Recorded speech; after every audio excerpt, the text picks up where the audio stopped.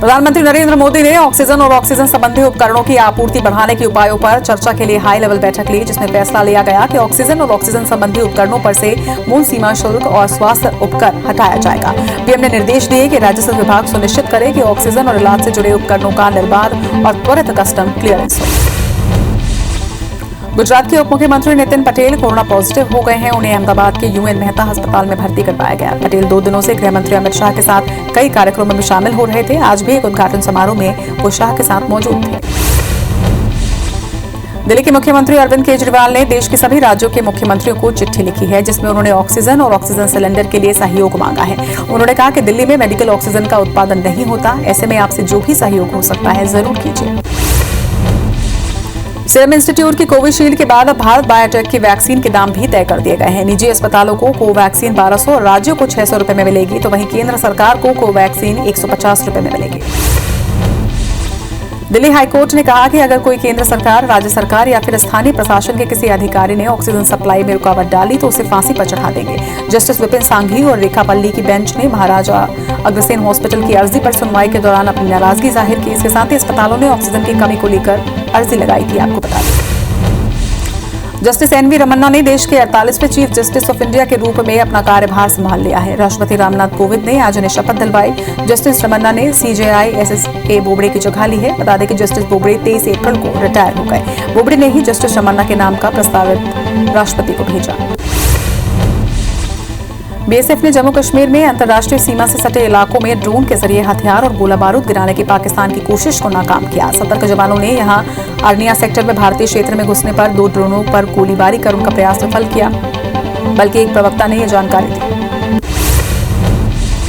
झाबुआ के जोबट से कांग्रेस विधायक कलावती भूरिया के निधन पर पूर्व सीएम कमलनाथ ने दुख जताया है। उन्होंने ट्वीट कर लिखा कि कलावती का निधन बेहद व्यक्तिगत और स्तंभ करने वाला है और वे एक सक्रिय, दबंग, जुझारू और मिलनसार विधायक थी। ईश्वर उन्हें श्री चरणों में स्थान दे।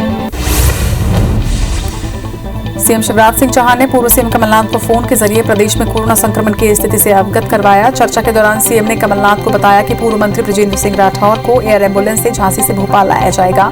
इसके बाद इसके लिए निर्देश दिए जा चुके हैं। भोपाल में कोरोना की रोकथाम के लिए कोरोना सहायता केंद्र खोला गया है। बता दें कि प्रदेश सरकार के चिकित्सा शिक्षा मंत्री विश्वास सारंग ने इस सहायता केंद्र की शुरुआत करते हुए बताया कि इस केंद्र के माध्यम से कोरोना की जांच, लक्षण वाले मरीजों का निःशुल्क इलाज और होम आइसोलेशन मरीजों को निःशुल्क दवा का वितरण किया जाएगा। मध्य प्रदेश में कोरोना कहर बरपा रहा है, जिसकी वजह से प्रदेश में लगातार ऑक्सीजन की किल्लत भी हो रही है, जिससे अब तक कई लोगों की मौत हो चुकी है। वहीं इस बीच ग्वालियर के वेदांत हॉस्पिटल में ऑक्सीजन खत्म हो गई, जिसके बाद नाराज परिजनों ने यहां चक्का जाम कर हंगामा किया। विदिशा के भोरघाट क्षेत्र में अस्थायी शमशान घाट बनाकर कोरोना संक्रमित शवों का अंतिम संस्कार किया जा रहा है, जिसमें आसपास के नाराज लोगों ने चक्का जाम कर दिया। लोगों का कहना है कि जलते शवों की बदबू से वो परेशान हैं। घरों में धुआं आ रहा है, वहीं पीपीई किट और अन्य सामान भी वहीं फेंक दिया जाता है, जिससे संक्रमण का खतरा भी है। सागर में कोरोना संक्रमण से मृत व्यक्तियों के शवों के अंतिम संस्कार में भी प्रशासनिक लापरवाही सामने आ रही है। चंद किलो लकड़ी और कुछ लीटर डीजल से चिताएं जलाई जा रही हैं, जिससे चिता अधजली रह जाती है और अधजली शवों को कुत्ते खा रहे हैं। ग्वालियर के सुपर स्पेशलिटी हॉस्पिटल की लापरवाही सामने आई है। यहां बीएसएनएल के रिटायर्ड कर्मचारी छोटेलाल कुशवाहा की मौत के बाद परिजनों को किसी और का शव दे दिया गया। जब परिजन अंतिम संस्कार करने पहुंचे तो इसका खुलासा हुआ। बाद में परिजनों की शिकायत पर मृतक के शव को तलाश कर परिजनों को सुपुर्द किया गया। सागर में कोरोना से मृत हिंदू व्यक्ति का मुस्लिम समाज के युवाओं ने अंतिम संस्कार करवाया। दरअसल रामपुरा वार्ड में उल्लास बालकर अकेले रहते थे, जिनकी कोरोना संक्रमण के चलते मृत्यु हो गई। अंतिम संस्कार के लिए जब पड़ोसी आगे नहीं आए तो कब्रिस्तान कमेटी के सदस्यों ने उनके शव को शमशान घाट पहुंचाया और अंतिम संस्कार किया। अमरनाथ और मानसरोवर के तीर्थ यात्रियों को दी जाने वाली ऑक्सीजन पोटली अब झाबुआ में कोरोना महामारी से बचाव के लिए वितरित की जाएगी। सामाजिक महासंघ झाबुआ ने ये पोटली बनाकर वितरित करने का निर्णय लिया है। दावा किया जा रहा है कि पोटली की सुगंध से ऑक्सीजन की कमी और मौसम जनित बीमारियों पर किसी हद तक काबू पाया जा सकता है।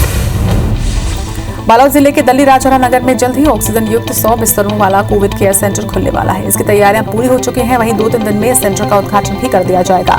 कोविड सेंटर पहुंचकर महिला एवं बाल विकास मंत्री अनिला भेड़िया ने तैयारियों का जायजा भी लिया। रतनपुर के सिद्ध शक्तिपीठ मां महामाया मंदिर ट्रस्ट की ओर से लखनी में कोविड सेंटर का निर्माण करवाया जा रहा है। यहां कोरोना मरीजों के लिए 25 बेड की उपलब्धता रहेगी। इसके साथ ही लक्ष्मी देवी मंदिर परिसर में 25 बिस्तरों की व्यवस्था की जा चुकी है। यहां मरीजों के लिए ऑक्सीजन युक्त बेड की भी व्यवस्था होगी।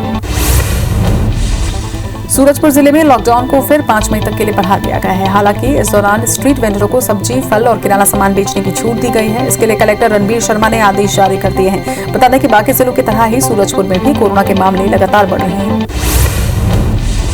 बस्तर में लॉकडाउन होने के बावजूद कोरोना संक्रमण की रफ्तार में कोई कमी नहीं आई है। पहले 15 से 22 अप्रैल तक लॉकडाउन लगाया गया था, जिसे बाद में बढ़ाकर 26 अप्रैल किया गया। अब इस बात की संभावना बढ़ गई है कि यहां फिर लॉकडाउन को बढ़ाया जा सकता है। हालांकि प्रशासन सब्जियों और जरूरत की दूसरी चीजों के लिए छूट दे सकता है। छत्तीसगढ़ राज्य विद्युत वितरण कंपनी के दुर्ग सर्कल में आने वाले सभी कॉल सेंटर के कामकाज 22 अप्रैल से ठप हैं। वेतन नहीं मिलने से नाराज ऑपरेटर काम बंद कर हड़ताल पर हैं। तो वहीं ऑपरेटरों ने बिजली वितरण कंपनी के दफ्तर के बाहर विरोध प्रदर्शन किया। प्रदर्शन के चलते बिजली संबंधी शिकायतों का निराकरण प्रभावित हो रहा है। कोरिया में कलेक्टर के आदेश के खुलेआम धज्जियां उड़ाई जा रही हैं। जिले के पटना में सड़क किनारे सब्जी और फलों की दुकान लगाई जा रही है, जबकि कलेक्टर ने गली मोहल्ले में ठेले से ले जाकर बेचने का आदेश दिया था। वहीं कल भी पेट्रोल पंप में भारी भीड़ उमड़ी थी, जिस पर 5,000 रुपए का जुर्माना भी लगाया गया।